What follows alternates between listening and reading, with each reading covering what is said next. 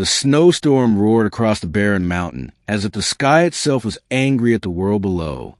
Wind howled through the twisted pines that clung to the rocky slopes, and sheets of snow pelted down from the heavens like frozen knives. It was in this merciless cold that an alien woman and her tiny daughter huddled deep inside a dark cave. Their skin shimmered with a faint bluish glow, a gift of their kind that once made them admired, but now only made them easier to spot. The mother held her child close. She was shaking with cold, but she kept her arms wrapped tightly around the girl. She whispered soft words in a language not known to humans. Her voice trembled not from fear, but from exhaustion. She had carried the child for miles through the blizzard before collapsing inside this cave. Her name was Alara, and she was a healer back on her homeworld before the war began.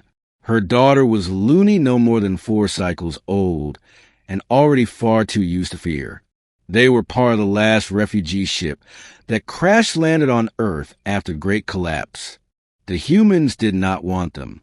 Most of their kind were captured or killed. Only a few escaped into the wilderness, and Alara was one of them. Looney whimpered softly. Her little fingers were ice cold. Alara took her scarf and wrapped it around the child's hands. She knew it would not be enough. She knew that if they spent another night in this cave without heat, they would not survive. Outside the cave, the storm raged on. Miles away in a small cabin deep in the woods, a human man named Daniel sat by a dim fire. He lived alone ever since his wife passed away, and the war had broken his trust in the world. He did not take sides. He did not fight. He just wanted peace and quiet. But peace had been hard to find lately. He had seen strange lights in the sky, and once heard the distant cry of something not quite human. On this night, he was drinking tea and staring into the flames when he heard it again, a sound outside. It was not the wind. It was faint but real. He grabbed his old hunting coat and stepped into the snow. The cold slapped him like a punishment. He listened. There it was again, a weak cry, like a child. Daniel hesitated. He had spent the last 2 years avoiding trouble. But something in that sound twisted his gut. He lit a lantern and started walking toward the ridge. The snow was deep, but he had walked these paths for years. He found tracks. Strange ones. Not quite human. Smaller, lighter, with clawed tips. He followed them up the mountain. The cave was hidden behind a wall of snow. He pushed through and lifted the lantern. What he saw made his heart stop. 2 figures lay curled together. The taller one looked up as the light touched her face. Her eyes were large and silver and filled with fear. She moved slightly, shielding the small one behind her. Daniel stepped back. His first instinct was fear. She was not human. He had seen photos, posters, warnings. These creatures were not welcome here. But then he looked closer. The child was nearly motionless. The mother was shaking from cold and weakness. And despite everything, her eyes pleaded not for her own life, but for her daughter's. Daniel lowered the lantern and took a slow breath. He pulled off his coat and placed it over the child.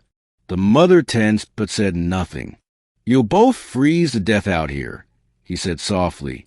She tilted her head, not understanding the words, but sensing the change in his tone.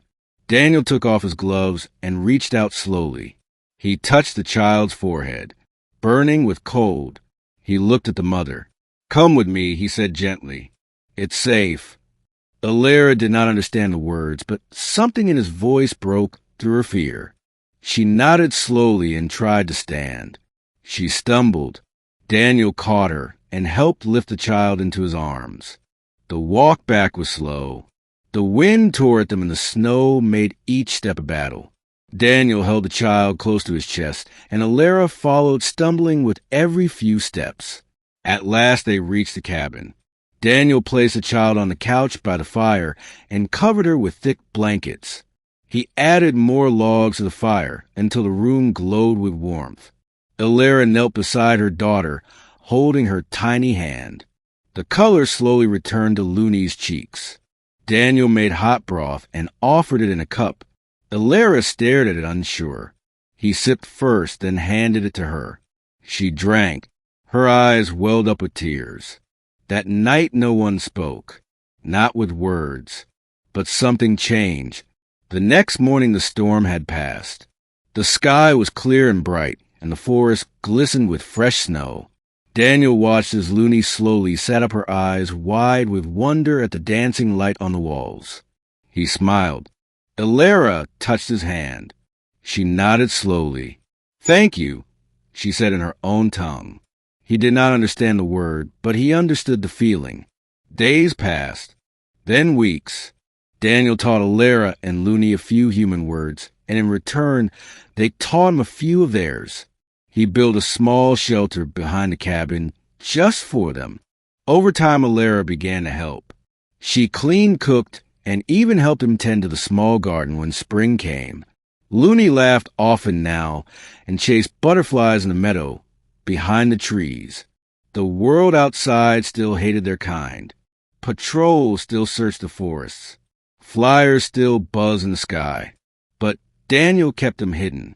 He had once believed he was done with the world, that there was no hope left for kindness or trust. But every time Looney smiled and Alara placed a hand on his shoulder, he felt something stir deep inside him. One evening, as they sat by the fire, Alara looked at him and said slowly, "You save her. You save me." Daniel nodded. "You saved me too," he replied. And he meant it. The cold cave was now just memory. The storm was long gone. In its place was warmth. And in a world torn by war and fear, a human and two aliens found something that no side could ever destroy: family.